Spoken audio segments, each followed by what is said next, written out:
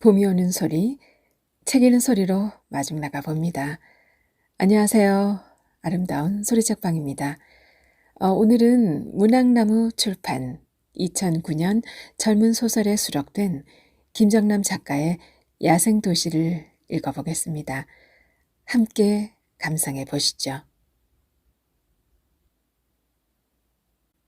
야생도시, 김정남. 굵은 손뭉치들이 하염없이 떨어진다. 검은 짐승처럼 웅크리고 있는 차 주위로 가로등 불빛이 노랗게 고여든다.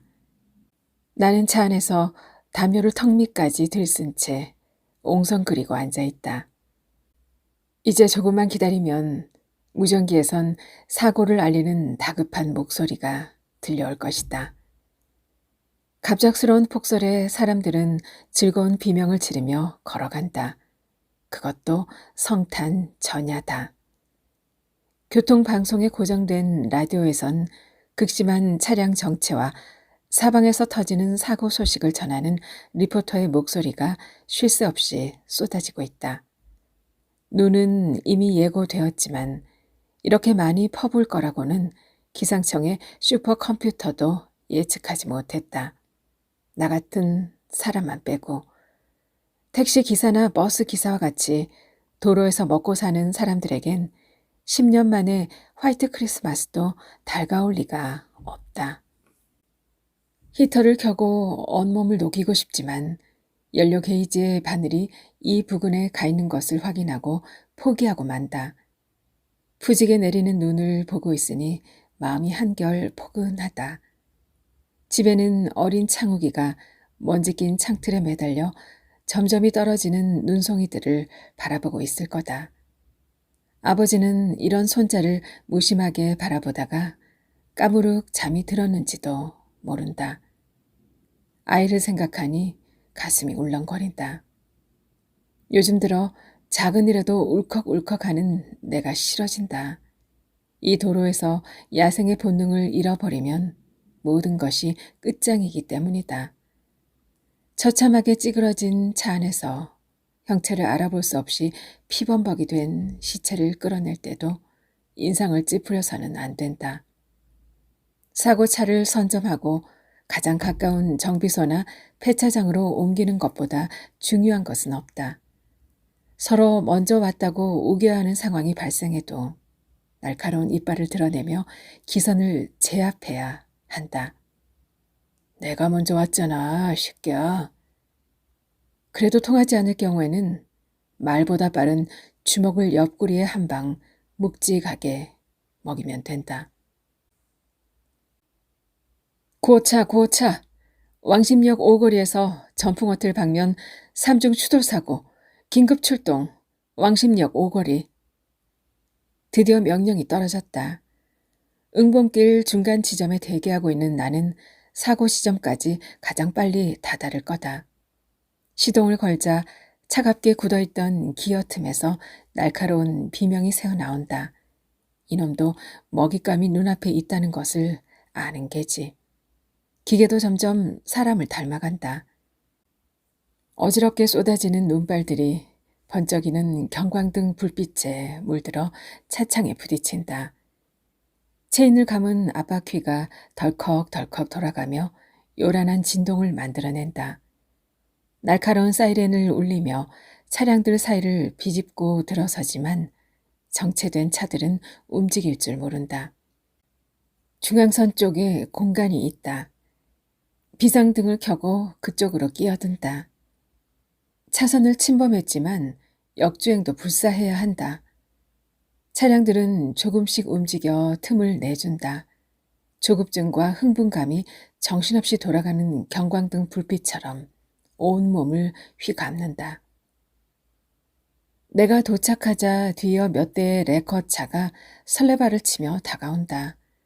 상황을 보니 견인이 필요한 차는 가운데 끼어서 후드가 반 이상 찌그러진 레간자다. 나를 제외한 다른 놈들은 먹잇감을 놓친 셈이다. 아까운 기름만 눈길에 버린 거다. 그들은 들릴 듯 말 듯한 욕설을 내뱉고는 서둘러 차를 뺀다. 제일 앞에는 1톤 트럭이, 가운데는 레간자가, 맨 뒤에는 갤러퍼가 꽁무니를 물고 있다. 눈길에 미끄러진 레간자가 트럭의 후미를 받고 뒤에 오던 갤러퍼도 어쩔 수 없이 앞차를 받은 거였다. 이런 사고는 눈길이 아니더라도 언제나 일어날 수 있는 단순한 유형에 속한다. 내관자에는 겁에 질린 여자가 운전대를 잡고 멍하니 앉아 있다. 트럭과 갤러퍼 운전자들은 디카와 휴대폰을 동원해 작은 증거라도 놓칠세라 사진을 찍는다. 여자는 여기저기 전화를 하더니 그 어떤 경우에도 밖으로 나가지 않겠다는 태세로 버티고 있다. 나는 레간자 유리창을 조심스럽게 두드리며 창문을 내리라는 신호를 보낸다. 여자는 잠시 머뭇거리다가 겁에 질린 얼굴로 차창을 조금 내린다. 다친 데 없으세요? 좁은 창틈으로 최대한 다정한 목소리로 말한다. 여자가 작게 고개를 끄덕인다. 지금은 몰라도 한두 시간만 지나면 허리가 뻐근해 올 것이다. 겁먹지 마세요. 눈길에선 자주 있는 일인데요. 보험사 직원 불렀어요? 이런 위로의 말은 불안감에 쌓여있는 여성 운전자에게 아주 좋은 약발로 먹혀든다. 여자가 떨리는 목소리로 말한다. 우선 보험사 직원만 보낸다고 하네요. 레커차가 모두 출동 중이라서. 걱정 마세요. 사고 확인만 끝나면 제가 안전한 곳으로 견인해 드릴게요. 나머지는 보험으로 다 처리하면 돼요. 잠시만 차 안에 계세요. 여자는 동정을 바라는 간절한 눈빛으로 나를 바라본다. 이쯤 되면 먹잇감은 내 것이 된 셈이다. 보험사와 계약된 레커차를 부르지 않게 하는 게 급선무다. 비가 오는 날이면 사고차 운전자에게 다가가 우산을 씌워주는 정도의 예의는 기본 중의 기본이다. 아이씨, 뭐야. 나와봐. 뒤에 서 있던 트럭 기사가 고개를 들이민다. 그 소리를 들은 갤러퍼 운전자도 따라온다. 여자는 죄송해요 라는 짧은 말을 끝으로 다시 차창을 올린다. 겁에 질린 노루 같다. 씨, 트럭 기사가 차창에 침을 뱉는다. 여자가 몸을 움찔한다. 아, 이러지 마세요. 내가 나선다. 이건 또 뭐야? 하는 눈빛으로 나를 쏘아본다. 나는 눈에 힘을 주고 인상을 구긴다. 그러자 그는 슬쩍 눈길을 피한다. 보험사에서는 왜 안 와? 그는 맥 빠진 말을 툭 내뱉고는 자기 차로 돌아간다. 나는 한 번 더 여자에게 차창을 내리라는 신용을 한다. 안심하시고 조금만 기다리세요. 여자는 이제 완전히 나를 믿는 눈치다. 보험사든 나부랭이든. 법정 견인비는 10km까지 51,600원이고 5km마다 약간의 요금이 붙는다. 물론 심야나 기상 악조건 시에는 할증이 부과된다. 그러나 이것은 어디까지나 규정일 뿐이고 실제 지불되는 돈은 이에 훨씬 못 미친다. 대부분의 수입은 정비요금의 15에서 20%에 해당하는 통값, 레커차 운전사가 견인한 사고 차량을 정비소에 맡기고 받는 돈에서 떨어진다. 후드가 거의 다 구겨진 레간자는 매우 훌륭한 은총임에 틀림없다. 오늘 두세 건만 더 올리면 하루 이틀은 무전기를 꺼놔도 좋을 듯 싶다. 내일은 창욱이를 데리고 롯데월드라도 다녀와야겠다. 크리스마스 기분도 내지 못하는 아들에게 미안한 마음이 든다. 뒤늦게 나타난 보험사 직원들은 한눈에 빤한 사고라는 것을 파악하고 사고 당시의 상황에 대해 정신없이 떠드는 트럭 기사의 말을 한 귀로 흘려 들으며 서둘러 현장을 수습한다. 앞뒤의 운전자들이 다시 한번 여자를 향해 쌍소리를 내뱉고 돌아간다. 잠시 후 여자에게 차문을 열라는 신호를 보내고 그녀를 레커차 조수석으로 안내한다. 어렵사리 이 일을 시작할 무렵 남의 불행을 먹고 사는 족속이라는 생각에 마음이 괴로웠던 것도 사실이다.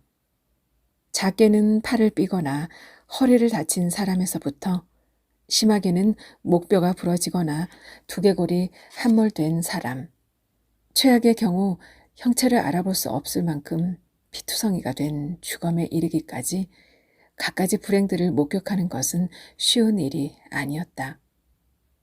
부상자들은 나 같은 놈들에게 실려가게 마련이다. 민간 환자 이송단 소속의 구급차들도 뼈값, 구급차 운전사가 환자를 입원시킨 대가로 병원에서 받는 돈을 받기 위해 사고 현장에 달려드는 승냥이들이다. 그러나 일에 익숙해지자 나는 타인의 불행에 무덤덤해지기 시작했다. 생각해보면 우리 사회에도 남의 불행을 먹고 사는 족속들이 어디 한둘인가 싶기도 했다. 의사도 장의사도 판사도 다 마찬가지다. 금호동에서 투룸을 얻어 시작한 서울 생활은 녹록한 것이 아니었다. 큰 방은 나와 아내가 쓰고 작은 방은 창욱이의 방으로 꾸며졌으나 아버지가 함께 들어 앉았다. 6살 난 아이는 아직까지 제 할아버지를 잘 따르는 편이지만 언젠가 걔도 자기만의 방을 요구할 날이 올 것이다. 다리를 저는 할아버지를 부끄럽게 여길 날이 오고야 말 것이다. 창욱이를 매일같이 데리고 다니는 것은 제 할아버지 몫이었다. 그것은 하루 종일 봉투를 붙이거나 구슬을 꿰는 일에 정신이 없는 며느리에게 당신이 해줄 수 있는 전부였다. 아버지는 자신이 사람을 죽였다는 사실을 잊기 위해 오랜 마음 고생을 해야 했다. 대대로 뿌리를 내리고 살았던 고향을 등진 것도 그것 때문이었다. 젊은 시절부터 택시를 몰던 아버지는 무사고 운전 경력으로 개인 택시 면허를 얻었다. 그 일을 해서 그는 2딸을 모두 시집 보냈다. 그러나 불행은 느닷없이 닥쳐왔다. 아버지가 횡단보도를 건너는 젊은 여자를 친 것이다. 한국으로 가시집 온 필리핀 여자였다. 사고 당시 신호등은 분명 붉은색이었으나 사고 지점이 횡단보도였다는 사실은 우리에게 전적으로 불리한 것이었다. 그녀는 그 자리에서 즉사했고 아버지는 감옥에 갈 처지가 되었다. 아버지의 몇 번에 걸친 간절한 읍소가 통했는지 피해자 쪽에서 먼저 합의금을 요구해왔다. 2억 5천을 불렀던 보상금은 나중엔 2억으로 줄어들었다. 그 돈을 마련하기 위해서 아버지는 집을 팔았고 내 적금 통장 2개도 모두 깼다. 창욱이가 태어난 해에 일어난 일이었다. 그 사고 이후 아버지는 한쪽 다리를 못 쓰는 장애인이 되고 말았다. 인도턱과 전봇대를 들이받은 그는 무릎 관절과 골반이 모두 부러졌다. 몇 차례의 수술과 재활 훈련을 끝으로 그는 모든 치료를 포기했다. 경제적 압박은 우리에게 서둘러 고향을 등질 것을 강요하고 있었다. 아버지는 아무도 모르게 가지고 있었던 선친의 땅을 헐값에 팔아 그가 나고 자란 시퍼런 바닷가 마을에 안녕을 고했다. 서울에 올라와 공사판을 전전하던 나에게 아버지가 권한 일은 레커차 기사였다. 당신이 택시를 몰 때 사고가 나면 레커차 회사에 연락을 해주고 3만 원씩을 받아 챙기던 일을 떠올린 것이다. 레커차 기사들이 하는 일은 힘이 들어도 몇 건만 올리면 먹고 사는 데는 큰 지장이 없다고 아버지는 나의 등을 떠밀었다. 일종 특수 면허를 딴 후 몇몇 견인 업체를 전전하던 나는 흔한 사고차 하나 물어오지 못하고 여기저기 기름을 뿌리고 다녔다. 기술만 배우면 뭐든지 할 수 있을 것 같았지만 도로라는 약육강식의 세계에서 살아남는 데는 더 많은 시련이 필요했다. 그 시간 속을 지나오면서 생활은 정직하게 바닥을 드러냈다. 운전학원에 다닌답시고 공사판에 나가지 않을 무렵부터 집에 돈을 가져온 적이 없었다. 아이가 다니는 어린이집도 쉬어야 할 판이었다. 바로 그 무렵 아내가 사라졌다. 그 흔한 미안하다는 말 한마디 없이 돈 벌어서 몇 년 후에 만나자는 기약도 없이 호련히 사라졌다. 창욱이는 날마다 엄마를 찾아내라고 울고불고 하며 제 할아버지와 나를 괴롭혔다. 우선 아이에게 닥친 정신적인 충격이 문제였다. 엄마가 잠시 외할머니 집에 다녀온다고 말했다 해도 아이는 당장 거기로 데려다 달라고 고집을 피웠다. 그렇게 1년이 지나고 나니 아이도 겉으로는 엄마의 빈자리를 잊은 듯했다.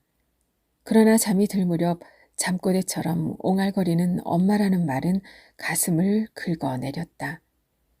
사실 집 나간 며느리를 생각하는 아버지의 마음도 편할 리 없었다. 다 내 죄다. 미안하다. 어쩌다 새벽 일을 쉴 때면 아버지는 나에게 이렇게 말하곤 했다.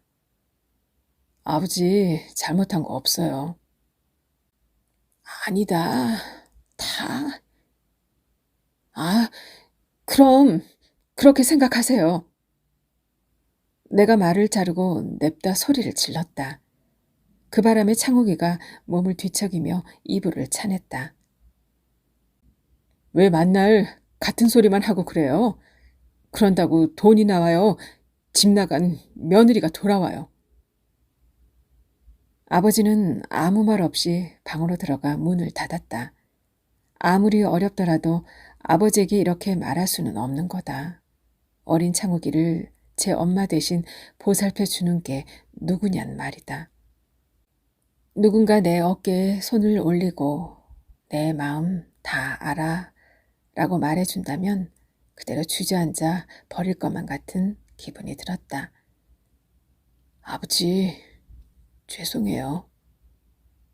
나는 방문 앞에 다가가 울먹이며 말했다.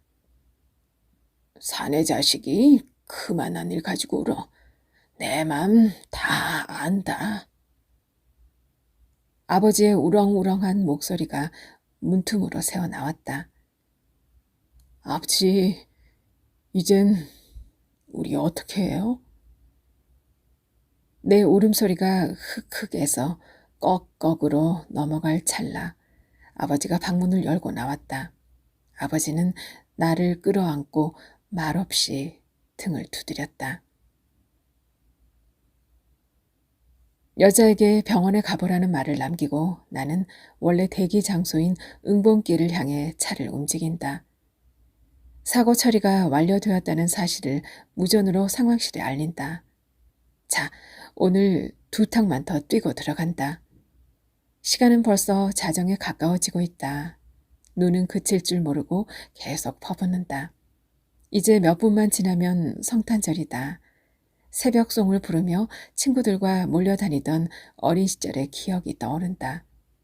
이 헐벗은 도시에 들짐승이 되기 전까지 나는 불행하다고 생각하지 않았다. 적어도 바닷가 고향 마을에 살 때는 말이다. 울적한 마음은 야생의 본능을 해친다. 나는 컵라면을 사기 위해 차문을 열고 나간다. 환하게 불을 토해내고 있는 편의점은 나의 식당이나 다름없다. 컵라면과 막김치, 삼각 주먹 김밥이면 한 끼의 훌륭한 식사가 된다. 나는 뜨거운 물을 받은 컵라면을 조심스럽게 들고 차로 향한다. 언제나 차 밖에 있을 때는 무전기가 울리고 있을 것 같은 조급한 마음이 들지만 오늘은 그런 생각을 지우려 한다. 나만을 위한 성탄 만찬을 위해 신발을 밟히는 눈이 콩고물처럼 보드랍다.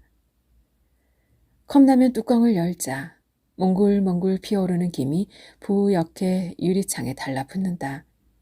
한 젓가락을 집어 입에 넣으려는 찰나 요란하게 무전이 울린다.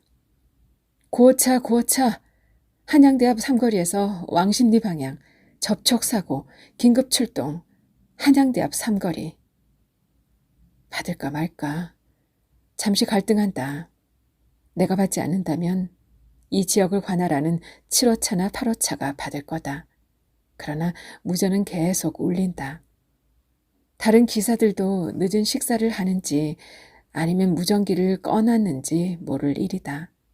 나는 어쩔 수 없이 무전기를 든다. 역시 내가 가장 가까운 지점에 있다.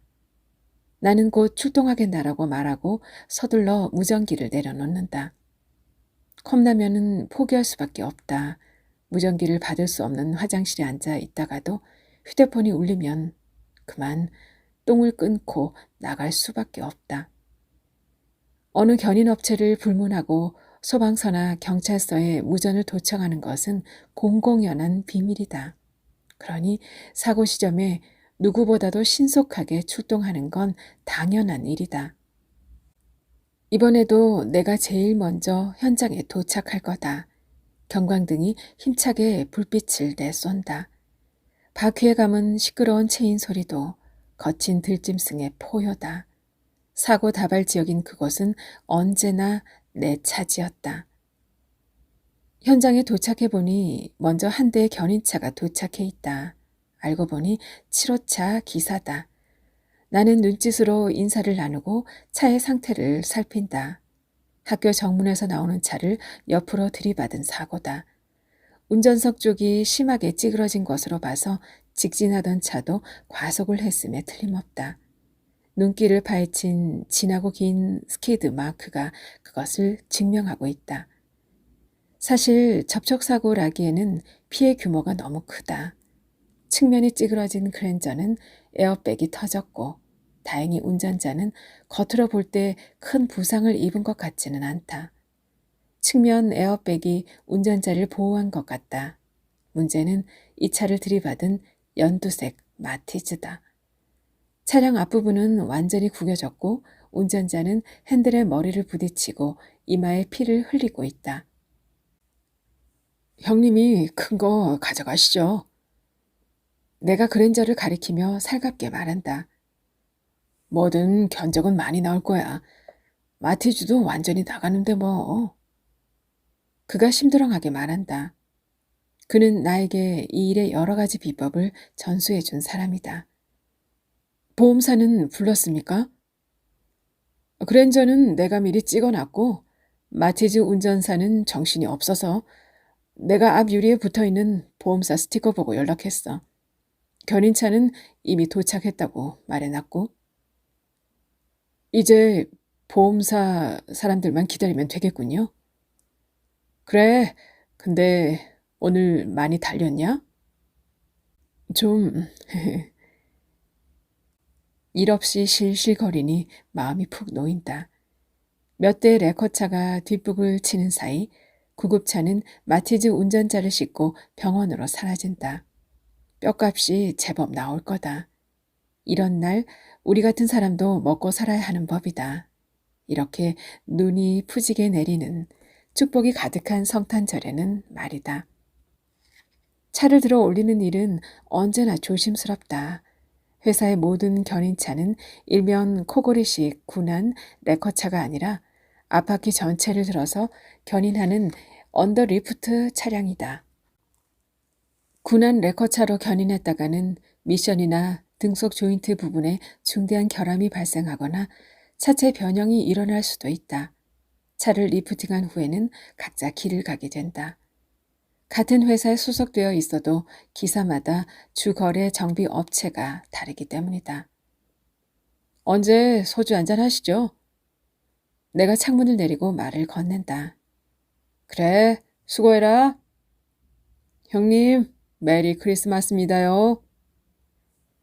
7호사 조수석에 앉은 사고차 운전자는 인사를 주고받는 우리를 멀뚱한 얼굴로 쳐다본다. 사고는 그랜저를 끄는 이에게도 마티즈를 타는 이에게도 다 일어날 수 있다. 그 평등의 도로에서 우리는 그들의 공평한 불행을 먹고 산다. 그랜저 운전사의 불쾌한 표정이 통쾌하다. 그래서 도로는 행불행이 교차하는 인생의 지도다. 문짝이 움푹 파인 그랜저도 처량한 모습으로 어디론가 실려가고 후드가 찌그러져 거의 반토막이 된 마티즈도 제 몸 다시 펼 공장으로 간다. 모두가 살포시 내리는 한방눈을 맞으며 지치고 상처받은 몸과 영혼을 편히 쉬게 할 곳을 찾아가듯이 말이다. 정비소 주차장에 사고차를 내려놓고 다시 응봉길 중간 지점에 차를 멈춰 세운다. 마치 사냥을 마친 들짐승이 다시 자신의 은거지로 되돌아오는 것처럼 오는 길에 차의 기름도 가득 채웠다. 이제 새벽 2시다. 불어터져 국물이라고는 한 방울도 남지 않은 라면을 눈길 위에 내던진다. 내가 성탄절 길거리에 축복처럼 내던질 수 있는 것은 퉁퉁 부른 컵라면이 전부다. 창욱이는 양말 주머니라도 벽에 걸어놓고 잠이 들었을까? 자시트 한 구석에 녀석에게 줄 선물이 있다. 뽀로로 고무 찰흙. 창욱이가 제일 좋아하는 거다. 엄마가 집을 나간 뒤 아이는 더더욱 고무 찰흙에 집착한다. 무엇인가를 만드는 것이 아니라 그저 손에 쥐고 주물럭거리거나 이리저리 색깔을 섞어보는 게 놀이의 전부다. 아마도 그 말랑말랑한 것에서 느껴지는 촉감이 엄마의 빈자리를 대신해주고 있는지도 모른다. 아이는 내일 아침 자신의 머리맡에 놓인 고무 찰흙을 보자마자 좋아서 긍중긍중 뛸 거다. 처음 몇 달 동안은 늘 허탕을 치고 빈차로 돌아오는 일을 반복했다. 그러다가 하나 둘씩 먹잇감을 물어고부터 일에 필요한 크고 작은 재주들을 몸에 익힐 수 있었다. 공사판을 전전하며 술에 절어 살다가 견인차를 몰겠다고 나서더니 돈 한 푼 벌어오지 못하는 남편이 아내는 답답하게 느껴졌을 거였다. 조금만 참아줬더라면. 부업으로 꿰던 단추가 창호기의 목구멍으로 들어가지만 않았어도 아내는 집을 나가지 않았을지 모른다.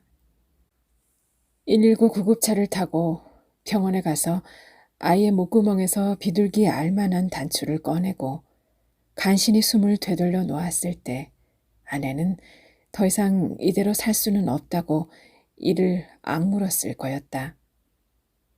불편한 몸으로 집 나간 며느리의 빈자리를 대신하는 아버지의 모습은 애처로웠다. 절름거리는 다리로 시장을 보고 아이에게 더운 밥을 지어 먹이고 씻기고 재우는 모든 일을 아버지는 묵묵히 해냈다. 하지만 굳은 날씨에는 몸이 성한 데가 없이 쑤신다며 내가 죽인 그 아가씨가 삭신을 집 앞는 것 같다고 한스러운 푸념을 내뱉기도 했다. 자식들에게 극진한 봉양을 받아도 부족할 판국에 엄마를 찾아내라고 생떼를 쓰는 손자를 어르고 달래는 아버지가 밉고 불쌍했다. 일주일에 한 번, 무전기를 꺼놓는 휴일에는 창욱이에게 지친 아버지를 좀 쉬게 해드려야 했다. 아버지를 모시고 보양식을 파는 식당에 가기도 하고 아이를 데리고 놀이공원에도 가야 한다. 식당에서 창욱이는 멍하게 다른 사람들의 모습을 쳐다보곤 했다. 다른 데 보지 말고 어서 먹으라고 따끔하게 야단을 쳐도 아이의 시선은 쉽사리 돌아오지 않았다. 다른 테이블엔 엄마들이 앉아 있었던 거였다. 날이 추워지니 몸이 차고 손발이 오그라드는 것 같다고 말하는 아버지를 위해 개고기 집을 찾았을 때였다. 창욱이도 개고기 수육이라면 한 접시도 모자랄 만큼 잘 먹었다. 나중에 이게 소고기가 아니라 개고기라는 사실을 알게 되어도 놀라지 않을 것처럼 맛이 들었다. 다음 주 일요일이 어머니 기일인데 어떻게 할까요? 아버지는 묵묵히 영양탕 그릇에 머리를 숙이고 아무 말도 하지 않았다. 며느리가 집을 나갔는데 아내 제사를 누가 어떻게 준비해야 할지 막막한 심정일 것이었다. 해놓은 음식이라도 사서 한상 차리면 되겠지요? 또 역시 아버지는 아무 말도 하지 않았다. 금호동 언덕배기를 오르는 택시 안에서 아버지는 오래 망설였다는 듯이 낮은 음성으로 말했다. 우환이 있을 때는 제사 지내지 않는다. 아버지의 말은 짧고도 단호했다. 그러나 정작 어머니의 기일이 다가오자 뭐라도 해야 하지 않을까 하는 생각에 시장에 들러 이런저런 제사 음식들을 장만해 들어왔다.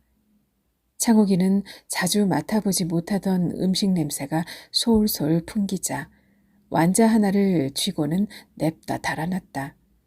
아버지는 하지 말라고 했더니 뭐 하려고 주렁주렁 사왔냐고 말했지만 내심 흡족한 눈치였다. 그는 어느덧 방에 들어가 능숙한 솜씨로 지방을 써내려갔다.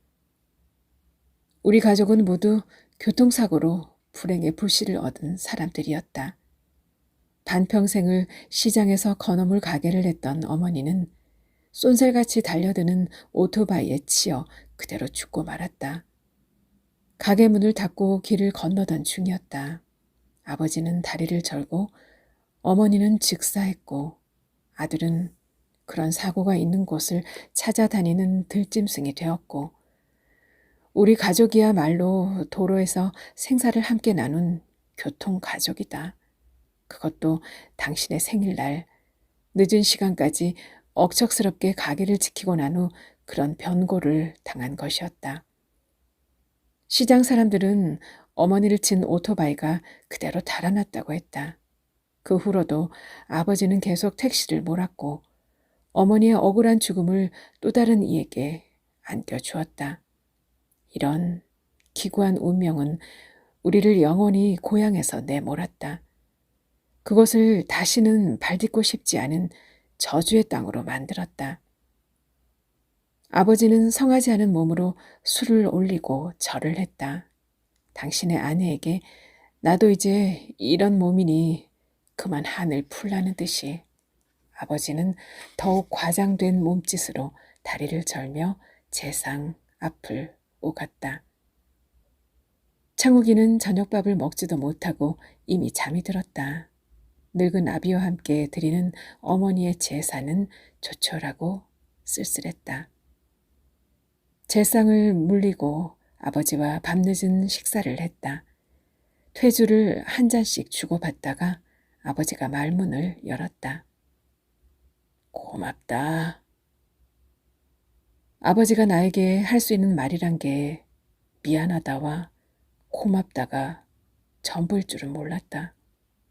적어도 아버지는 아내를 잃은 슬픔도 감추고 자식들을 먹여 살리지 않았는가. 좀처럼 자신의 감정을 드러내는 법이 없는 아버지가 이토록 나약한 모습으로 변하리라고는 생각해보지 않았다. 영숙이 누나와 에란이는 소식도 없네요. 나는 아버지의 말을 받는 대신 서울에 올라온 뒤 거의 연락을 하지 않는 누나와 여동생 얘기를 꺼냈다. 딸년들 얘기해서 뭐해. 자기들만 잘 살면 돼. 걔들도 오지 못하니까 미안스럽겠지 뭐. 못된 것들? 내가 험하게 말했다. 걔들 욕하지 말라니까. 서로 연락하면 뭐 하려고. 창욱이 엄마가 빨리 들어와야 할 텐데 어디서 뭐 하고 있는지. 아버지가 잠시 목이 매는 듯 말을 잇지 못했다. 죄송해요.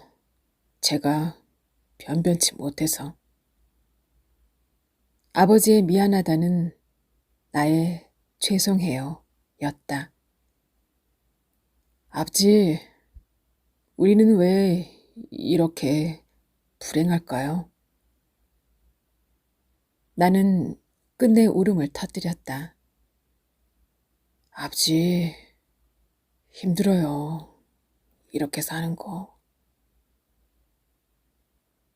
난 늙은 아비 앞에서 점점 어린아이가 되어가고 있었다. 나도 얼른 죽고만 싶다. 나도 자식들 볼 면목이 없어. 아버지도 자식 앞에서 일말의 자존심마저 무너뜨리며 어깨를 들썩였다. 잠에서 깬 창욱이가 조르르 달려와 할아버지 품에 안겼다. 이제 마지막으로 한 건만 더 하고 들어가야겠다고 생각한다. 새벽 3시. 음주운전 사고 같은 대형 사고가 하나쯤 터질 것 같은 예감이 든다. 공기를 조금 덮이기 위해 시동을 걸고 히터를 켠다. 눈알은 시리고 눈꺼풀은 무겁다. 앵두가 보고 싶다. 아내가 집을 나간 후 지금까지 나는 일주일에 한 번씩 앵두를 내 차로 불렀다. 다방에 전화를 하니 다행히 그녀는 나가지 않고 있다. 쌍화차 한 잔과 함께 1시간 티켓을 끊는다. 언제나 그녀를 기다릴 때면 가슴이 덜덜 떨린다. 히터를 한 칸 더 올린다. 그래도 떨리는 몸을 진정할 수가 없다. 앵두를 태운 티코 승용차가 내 차 옆에 멈춰 섰다. 배달을 많이 다녀야 하는 다방에서 영업용 차량으로 가장 선호하는 차가 바로 티코다. 뒤에는 타임 다방이라는 글씨와 전화번호가 선명하게 박혀 있다. 차에서 내린 앵두는 커피를 싼 보자기를 들고 뒤뚱거리며 걸어오고 있다. 엉덩이가 부풀어 오른 오리가 뒤웅스럽게 어기적거리는 것 같다. 하이힐이 눈에 푹푹 빠지자 그녀가 욕을 내뱉는다. 째지는 듯한 그녀의 목소리에 나는 쿡 하고 웃음이 터져 나온다. 그녀가 차문을 두드린다. 나는 높이 쳐들은 보자기를 받고 그녀의 손을 잡아 올린다. 아, 이런 날 왜 사람 부르고 난리야? 자리에 앉자마자 그녀는 눈을 털어내며 앙칼지게 쏘아 붙인다. 미안, 왜 싫어? 내가 시무룩한 목소리로 대꾸한다. 생각해봐. 오늘 같은 날 호텔도 아니고 모텔도 아니고 레코차 아니 뭐야? 아, 짜증나. 왜 만날 차로 불러? 좀 근사한 데로 부르면 안 돼? 미안하대도. 그럼 다른 데로 갈까? 됐어. 나는 앵두가 타준 쌍화차를 마시며 그녀를 쓰다듬는다. 미안한 마음에 앵두에게도 차 한 잔을 사준다. 2잔 시켰다고 생색내지 마셔. 오늘은 눈길을 헤치고 힘들게 왔으니까 팁 좀 줘야 해. 알았지? 무전기가 울린다. 구호차, 구호차, 긴급 출동. 마장역 삼거리 승용차 정면 충돌. 구호차! 나는 그녀에게 이미 정해진 화대인 10만 원에다가 10,000원짜리 3장을 더 얹어준다. 엄마, 이게 웬일이야? 그녀가 갑자기 호들갑을 떤다. 크리스마스 잘 보내. 내가 나직한 음성으로 말한다. 오빠 오늘 이상하다. 오빠도 쓸쓸해서 그래? 그녀의 말에 벌써 눈에 물기가 돌 것 같다. 앞 유리에 눈이 수북하게 쌓여 있다. 나는 와이퍼 작동 스위치를 켠다. 와이퍼 브러쉬가 힘겹게 눈을 밀어낸다. 눈발은 아까보다도 더 굵고 거세져 있다. 우리는 아무 말 없이 타임 다방의 티코 승용차를 기다린다.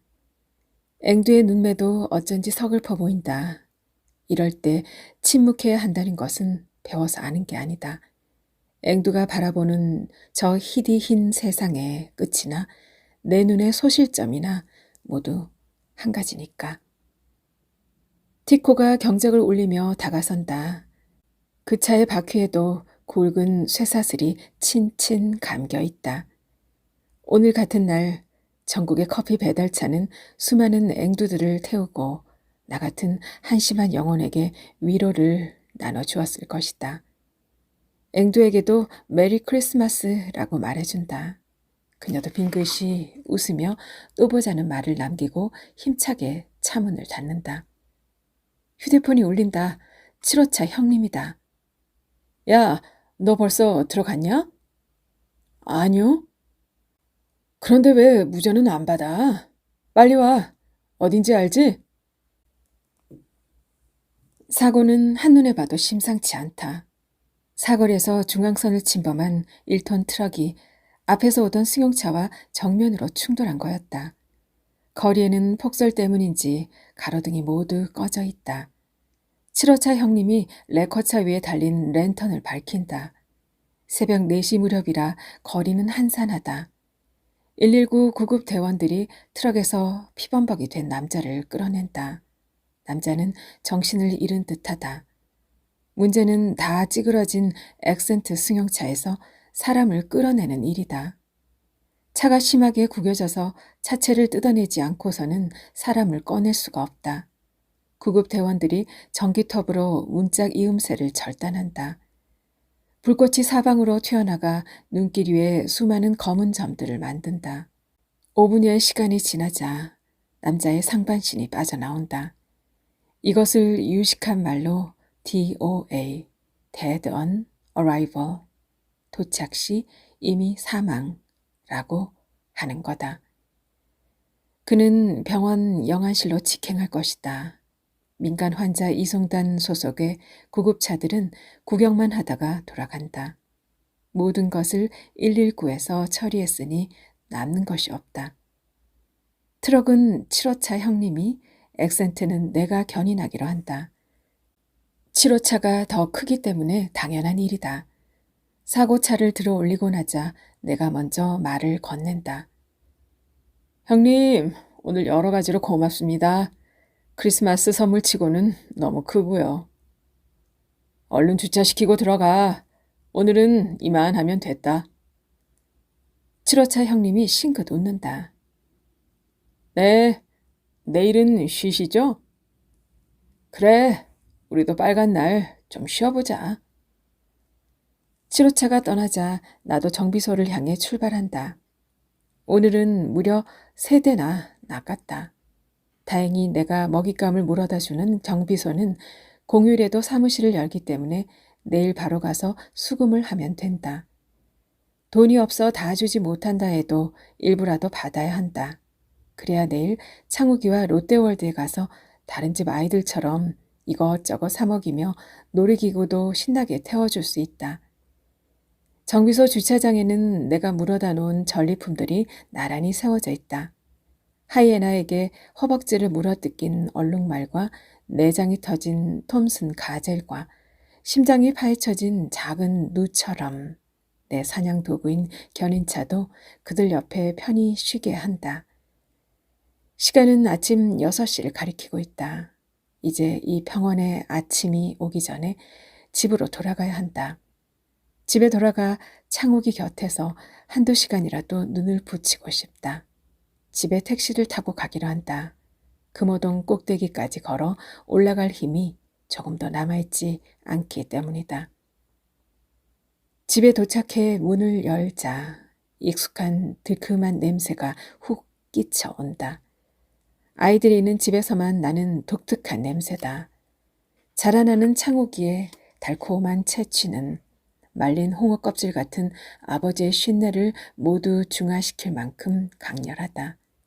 왜 새로 돋아나는 것들은 향기롭고 모든 늙어가는 것들은 썩은 내를 풍길까? 창욱이가 이불을 모두 차내고 있다. 그 옆에 나란히 놓인 베개는 언제나 내 몫이다. 아버지는 손자의 방에서 전생에 숨을 다 몰아쉬듯이 크게 코를 골고 있다. 얼른 창욱이를 껴안고 짧지만 깊은 잠에 빠져들어야겠다. 머리맡에 놓아둔 휴대폰에서 벨소리가 요란하게 울린다. 창욱이는 그 곁에서 마치 아무 소리도 들리지 않는 것처럼 고무차륵만 주물럭거리고 있다. 김 기사! 정비소 사장이다. 아침부터 무슨 일이세요? 잠이 덜 깬 목소리로 웅얼거린다. 주차장에 세워둔 차들 어제 김 기사가 물어다 놓은 거지? 네. 끝에 있는 다 찌그러진 액센트도? 네. 빨리 와봐야겠어? 뒷자리에 뭔가 있는 것 같아. 사람인 것 같기도 하고. 전화를 끊자마자 나는 점퍼를 걸치고 집을 나선다. 아버지가 무슨 일이냐고 물어왔지만 들은 채 만 채 현관문을 밀치고 나온다. 밖에는 이제 눈이 뚝 그쳐 있다. 그저 온 세상이 하얀색이다. 거리에는 이른 아침부터 성경책을 들고 교회로 발길을 옮기는 사람들이 눈에 띈다. 마음이 불길하다. 어제 가로등이 모두 꺼져 있어서 뒷좌석은 잘 보이지 않았다. 사고 차량인 액센트 주위에는 경찰과 구급대원들이 몰려있다. 차 뒷유리에는 팡팡 노래방이라는 상호가 붙어 있다. 사장은 나를 보자마자 이 사람이 어제 이 차를 견인해온 사람이라고 경찰에게 말한다. 내 눈은 경찰을 마주보지 못한다. 당신이 이 차를 견인했습니까? 네. 감식반이 서둘러 사진을 찍고 현장 조사를 마친다. 차 안에 있는 사람은 당연히 숨이 끊어져 있을 것이다. 구급대원들이 뒷자리에 구겨진 채 처박혀 있는 시체를 끄집어내려고 안간힘을 쓴다. 잠시 서에 동행해 주셔야겠습니다. 경찰은 아무런 감정이 들어있지 않은 냉랭한 어투로 말한다. 순간 긴 머리를 늘어뜨린 여자가 차에서 빠져나와 들것에 옮겨진다. 저는 몰랐습니다. 믿어주십시오. 나는 입술이 파르르 떨린다. 그건 사망 시점을 조사해 봐야 알겠고, 그렇지 않으면 과실치사. 그런 말은 자신의 권한이 아니라는 듯이 갑자기 말을 멈춘다. 나는 경찰의 시선을 피하려 고개를 돌리다가 흰 천을 씌우기 직전 피 묻은 여자의 얼굴을 희뜩 바라본다. 아, 잠깐만. 나는 경찰의 제지를 뿌리치고 여자에게 다가간다. 어디서 많이 본 듯한 얼굴이다. 창욱이 엄마, 맞지? 나는 침을 묻혀 말라붙은 핏자국을 닦아가며 얼굴을 확인한다. 아내다. 집 나간 아내다. 경찰이 나를 밀쳐내려고 안간힘을 쓴다. 이 여자는 내 아내라고. 아내는 구급차에 옮겨진다. 나는 미친 듯이 날뛰고 있지만 경찰은 조사를 해야 한다며 나를 강제로 순찰차에 태운다. 아, 차 세워. 구급차를 따라가야 할 거 아니야. 나는 눈물과 콧물이 범벅이 된 얼굴로 악다구니를 쓴다. 차 돌려. 집에도 연락해야 하고. 내 말 안 들려? 나는 문고리를 부러뜨리며 발광한다. 옆에 탄 경찰이 어쩔 수 없다는 듯이 수갑을 꺼내 내 손목에 채운다. 내가 사고차야. 날 좀 견인해줘. 제발. 성동 경찰서로 향하는 도로의 모든 신호등에는 초록색 불이 들어와 있다. 내가 가야 할 곳이 오직 거기라는 듯이. 김정남 작가의 야생 도시였습니다. 작가는 1970년 서울에서 태어났고요. 2002년 현대문학 신인 추천의 평론이, 2007년 매일신문 신춘문예 소설이 각각 당선되어 등단합니다. 이 야생도시는 사고차량 견인으로 생계를 이어가는 레커차 기사가 주인공인데요. 택시를 몰던 아버지는 사망사고를 내면서 장애를 갖게 됐고 어머니는 오토바이 사고로 세상을 뜹니다. 하지만 타인의 불행에 무덤덤해진 그에게 사고 차량은 그저 먹잇감일 뿐이죠. 어느 날 그가 견인한 차에서 가출한 아내의 시체가 발견되는데요. 어둡고 헐벗은 야생도시의 밤거리에서 주인공은 또 어떻게 살아가야 할까요? 저는 다음 시간에 또 찾아뵐게요. 그때까지 편안한 시간 이어지시길 바라겠습니다.